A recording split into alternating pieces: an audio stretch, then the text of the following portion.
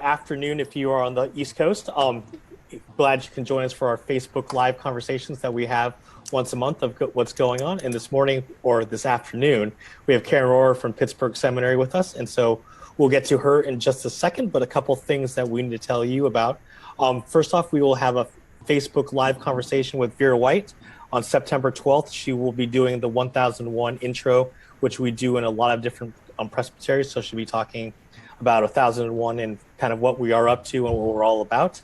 If you're interested in a cohort, we're assembling our cohorts for this fall and this winter. So if you're interested in that, email me at sean.chow@peaceusa.org.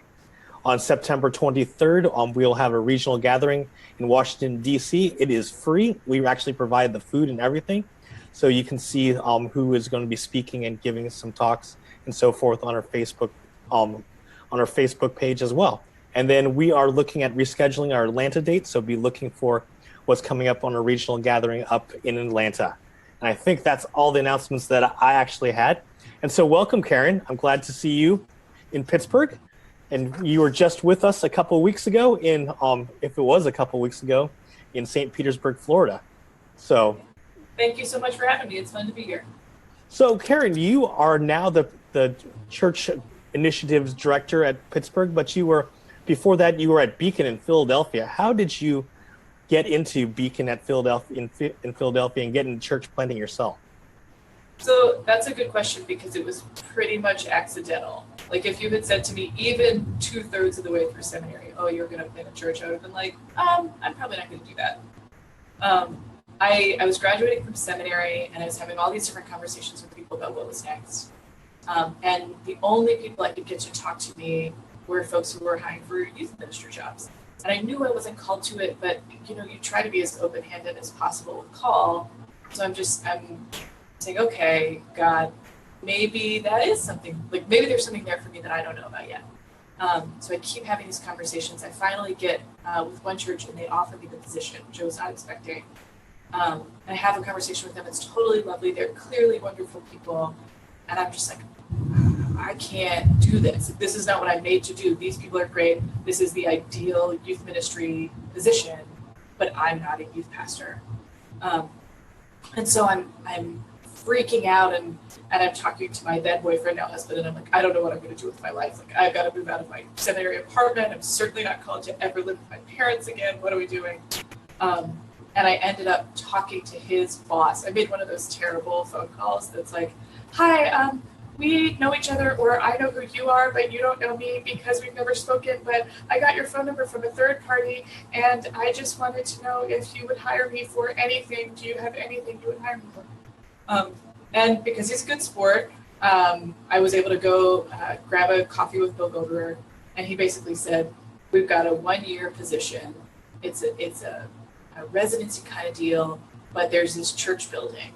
And Rebecca Blake is already up there. She's trying to make something happen. Would you go up there and partner with Rebecca and see what's possible? Why don't you go see the neighborhood and see if the people there are somebody that you could love? And honestly, what tipped the scales were the fact that I walked around the neighborhood and was like, I really care about this place and these people. Like, I could make a life here and throw my hat in the ring with these folks. That's great. How long were you at Beacon? I was at Beacon for 5 years. So I moved into the neighborhood a couple months after we started. It's probably 8 months after we started, and was able to live in the neighborhood, work at the church, kind of get things off the ground. Rebecca's still there. She's doing incredible work. Follow her on Instagram. She's a brilliant photographer and artist. So she takes all these beautiful pictures of people in the sanctuary worshiping and the kind of special events that they do there. So as you were getting into this whole church planting thing, who were some of your influencers? Well, that's a great question. My mentor in ministry and life and the faith and almost everything is Beth Savitsky, and she's a pastor of a church in suburban New Jersey, now called Grace Presbyterian. It has undergone a merger. And she has a podcast called Two Pastors. She blogs, and you should totally read them. She knows how to run and shut down a meeting like no one I've ever seen. and she has earned the trust of her people time and time again. And whenever I don't know kind of where to go, I'm like, what do I do, Beth? And she's brilliant about it. She just has a way of discerning the Holy Spirit's movement in a place that I'm sort of endlessly admiring. So she's been seminal. Rebecca Blake, of course, she was my co-pastor in Philadelphia, and she just thinks totally differently. And there are some people who are like pastors.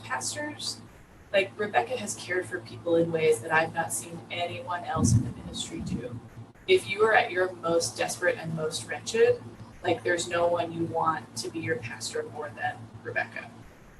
So she's an artist and she's brilliant and she's creative and there's all that, but it comes from this place of compassion that is incredibly rare. So those two, and then there are people that I know and watch. So Emily Scott from St. Lydia's does incredible work. Kaji Dosha, she's a pastor of like a tall steeple church in New York. And she's really thinking hard about how to be a public theologian in this season, which is really cool. Cameron Tremble is thinking about how the church can be leveraged for larger justice movements. Bill Goldner, of course, who gave me my start and is always thinking about how the church can have more of an influence on people who are suffering and need services. Great. Well, now that you're kind of looking back, now that you're not at Beacon anymore, what are some of your greatest learnings and struggles, not only at Beacon, but as you take a wider perspective, what do you see some of the greatest struggles and learnings that you see in starting new churches? Sure. You know, at Beacon we had this deep commitment to not believing in scarcity. And that in itself is kind of a deep struggle, because when you're starting a new church, it's always like, do we have enough money to pay the bills and the insurance and to make sure that we get paid and make sure everything is happening the way that it needs to for people to be safe and to thrive.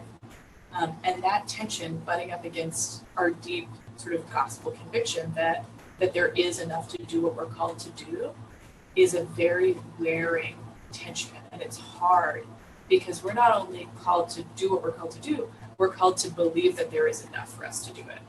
So it's constantly like picking up the weight of scarcity and putting it back down and being like, nope, that's not true. It is not true that we don't have enough. And so you're preaching to the community, but you're also preaching to yourself over and over. And so that's an edifying thing because you're formed by it. You're formed by the constant practice of saying, I'm not going to be tempted by scarcity. But it's also exhausting. So there's that. There's also this, particularly when you're working with people who are suffering, like the pastoral role is not one of like fixing it. You know, we're not doctors. Yeah. We can't build houses. We can't really stop people who are hungry from being hungry. We're not farmers. We don't make. So you have what is both a challenge and an opportunity to sit with people and to prove that you can stand to sit in suffering with yourself, with someone else. And as a pastor, if you can experience God's presence in that space, I feel like people start to trust that they could experience God's presence in suffering too. So that's like a huge challenge. Like you're encountering suffering, you cannot fix it. But it's also an incredible gift.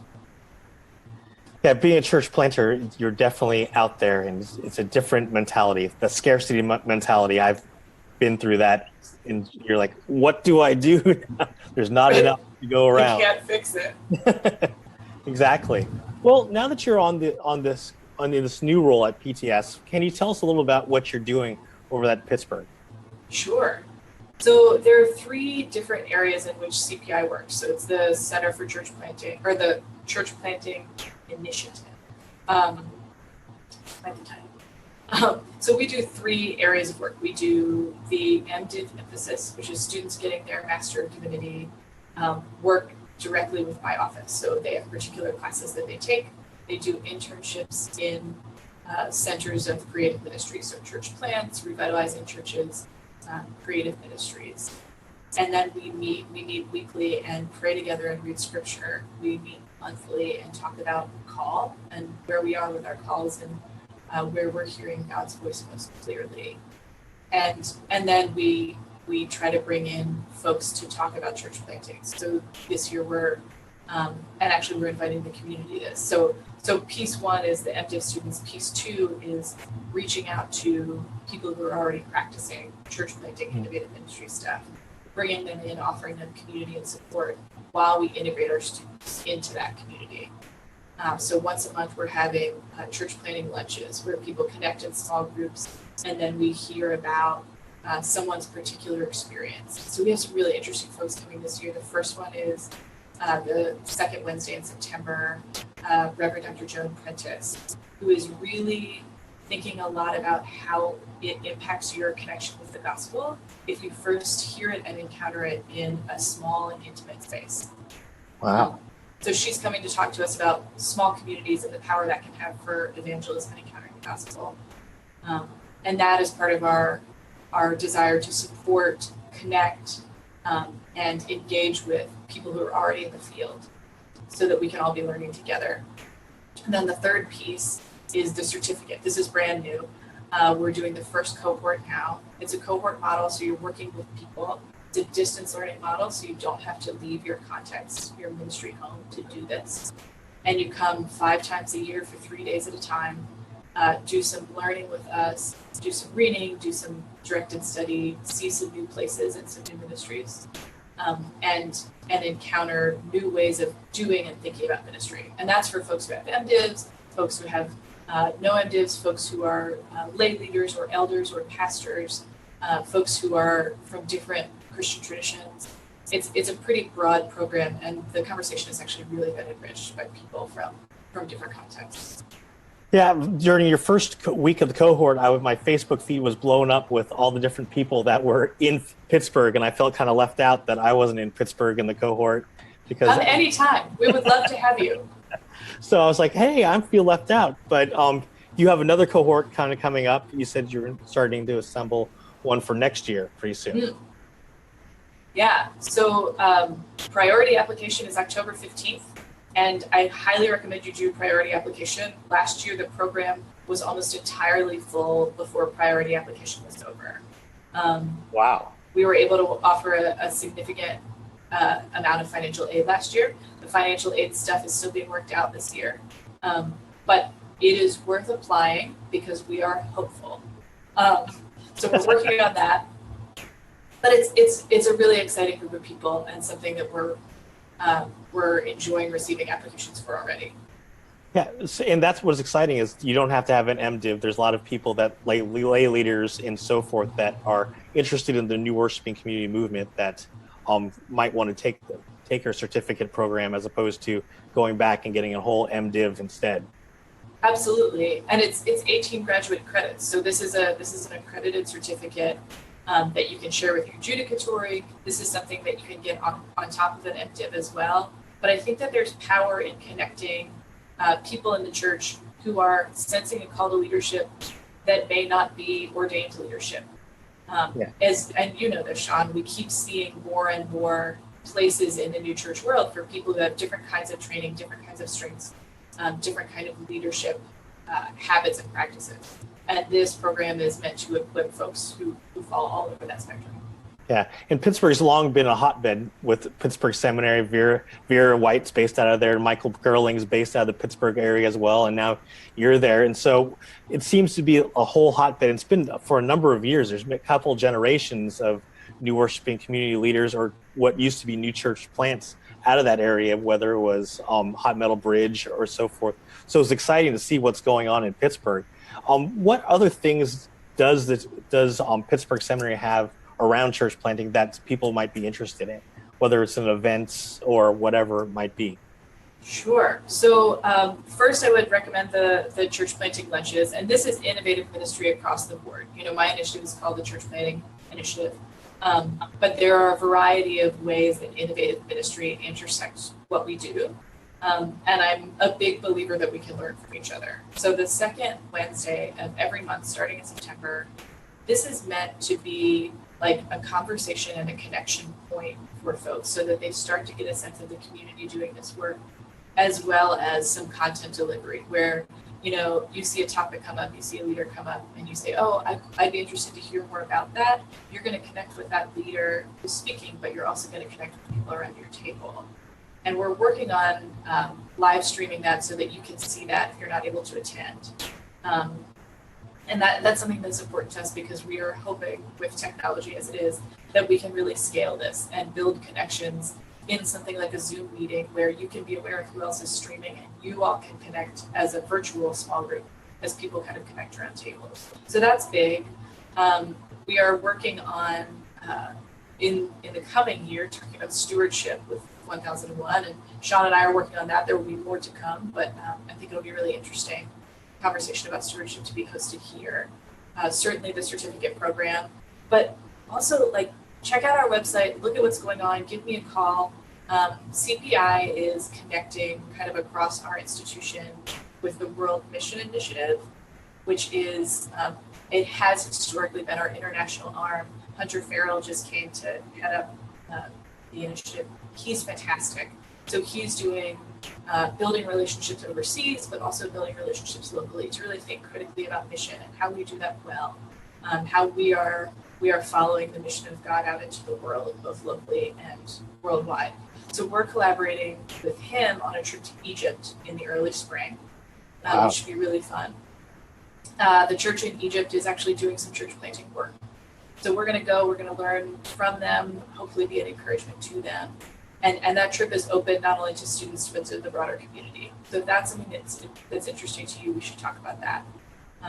But that kind of work is happening all over the institution. We're trying to be more integrated.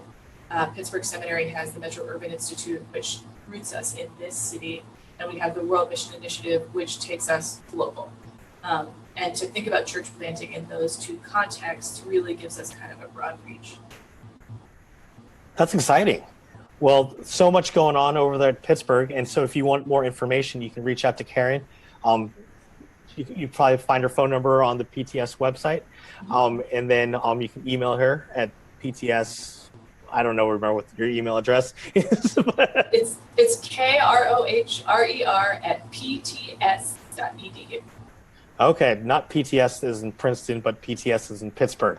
Correct. So, well, thank you very much, Karen, for your time and being able to spend some time with us this morning. And if you need more information, reach out to Karen, and we'd love to see you what is going on in Pittsburgh and get you involved if you are interested in some of the things that Karen is doing out there. Well, thank you, Karen. Fantastic. Thank you so much, Sean. This was great. Okay. Bye. Bye.